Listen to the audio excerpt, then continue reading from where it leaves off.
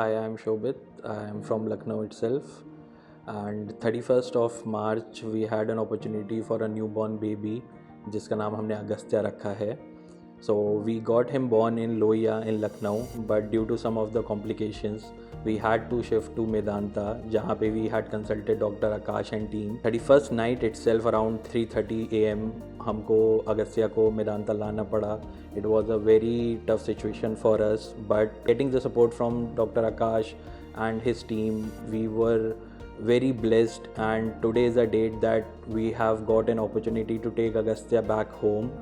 The staff, the doctors, Shubham, Neha, Arun, Dr. Rana, sisters, Shikha, Soumya, everybody was like on their foot, and they were keeping Agastya as if he is their own baby. So that was a very big blessing for us.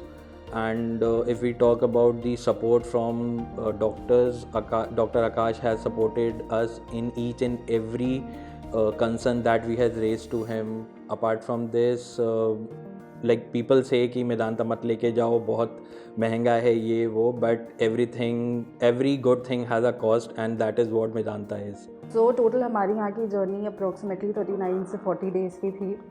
Difficult था, पर I would say all thanks to the doctors. I am sorry.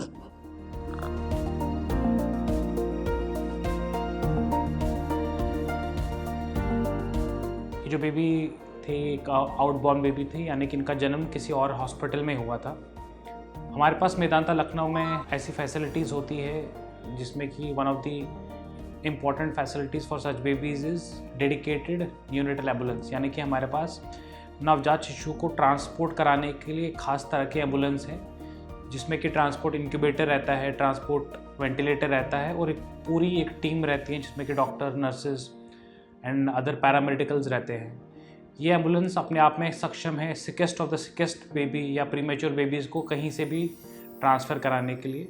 तो ऐसी हमारे पास एक call I, and पूरी हमारी team इनको जाके ट्रांसफ़र करवाई हमारे मेदांता लखनऊ में. ये बच्चे काफ़ी प्रीमेच्योर थे, इनिशियली इनको काफ़ी सांस में दिक्कत थी. उसके लिए हमने इनको बिना वेंटिलेटर के एक मशीन होती है जिसको कि हम CPAP कहते हैं, उसी पे इस बच्चे को मैनेज किया. इनको वेंटिलेटर से हमने बचाए रखा, क्योंकि वेंटिलेशन करना इजी है लेकिन उसकी सारी कॉम्प्लिकेशंस होती है, खासकर बच्चे के फेफड़ों को ख़राब करती है, जिसको BPD कहते हैं. एंड शुरू में क्योंकि बच्चा शॉक में था, हमने एंटीबायोटिक स्टार्ट किए, लेकिन जैसे ही इनके कल्चर्स नेगेटिव आए तो इनके सारे एंटीबायोटिक बंद किए, और हमने इनके न्यूट्रिशन का, जिसके लिए कि हमारे पास अगेन एक ख़ास तरीका का किचन होता है इतने प्रीमेच्योर बेबीज़ या सिक बेबीज़ के लिए, जिसको कि हम टोटल पेरेंटल न्यूट्रिशन कहते हैं या TPN कहते हैं, जो कि हर बच्चे के लिए उनके आकार के हिसाब से, उनके वज़न के हिसाब से बनते हैं. तो जैसे ये आए, हमने इनको CPAP के साथ साथ ये TPN देना शुरू किया और इन्होंने रिस्पॉन्ड करना शुरू किया. एंड स्लोली ये बच्चा विदाउट ऑक्सीजन पे शिफ्ट हुए, रूम एयर पे.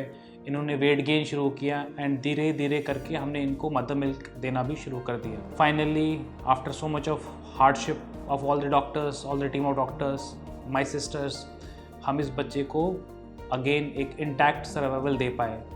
इम्पॉर्टेंट है कि हर नवजात शिशु को सिर्फ बचाना ही इम्पॉर्टेंट नहीं है, स्पेशली प्रीमेच्योर बेबीज़, उनको इंटैक्ट सर्वाइवल भी इम्पॉर्टेंट है. यानी कि जब भी वो गर जाए, उनका ब्रेन, उनका मस्तिष्क, उनका हेयरिंग, उनका विजन, सब कुछ इंटैक्ट रहना चाहिए.